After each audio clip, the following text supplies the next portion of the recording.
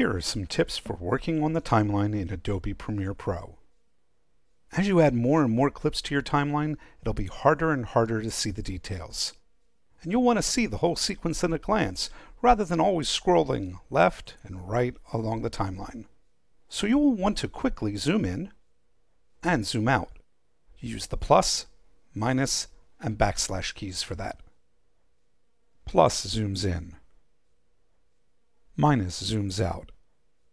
And backslash is a toggle that brings the entire sequence into full view. Just keep in mind that zoom in and zoom out always zoom around the playhead itself. Another insight to know is how to increase and decrease track heights. It's particularly valuable to make the tracks larger when you're working with audio so you can actually see the waveforms. Mouse over the edge and drag it as small or as large as you like. An easier way is to use the scroll wheel or 2 fingers on your trackpad. To resize the height of all the video or audio tracks, hold down the Shift key.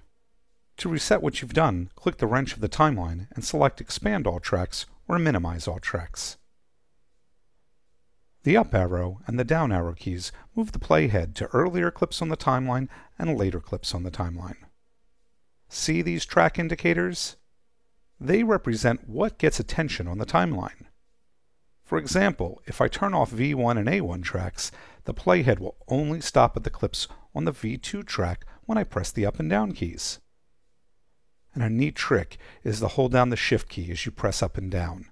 Then, even if you've turned off some of the tracks, the playhead will stop at every edit on the timeline. I'm going to switch to the other sequence in the project for the next several tips. Need to remove a clip from the timeline? Click the item and press the backspace key. It's gone. If you have a gap like this, selecting it and pressing the backspace key again will close the gap, as long as it doesn't cause 2 clips to overlap. Now that's great for a full clip, but what about just part of one?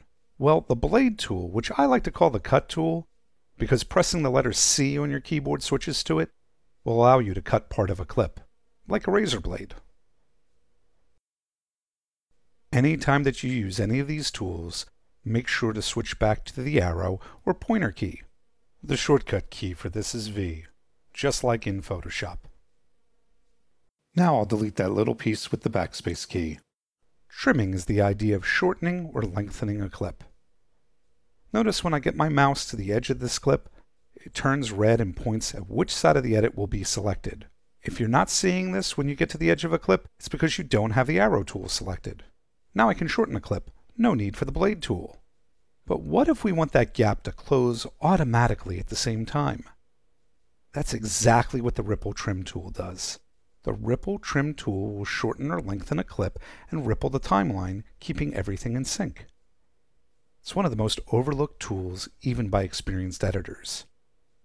Select the ripple trim tool and mouse over either side of an edit. Notice it's yellow? That's a caution sign. What you're about to do will affect the length of the video. Now click and drag lengthening and edit. See how the timeline is longer and all the clips move to accommodate?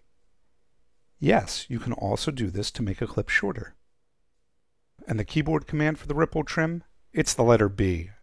I'd like to think of it as that when I trim, I bring the timeline with me. Don't forget the V key to switch back to the arrow. As you've been working, have you noticed that you snap to the edit points? That's because the snapping feature here in the timeline. When you drag a clip, snapping will help you line up your edits so they align precisely. There are times where you're going to want this feature off. Just click the magnet here. Or, as I like to say, snapping means pressing the letter S. And those are some tips for working with the timeline in Premiere Pro.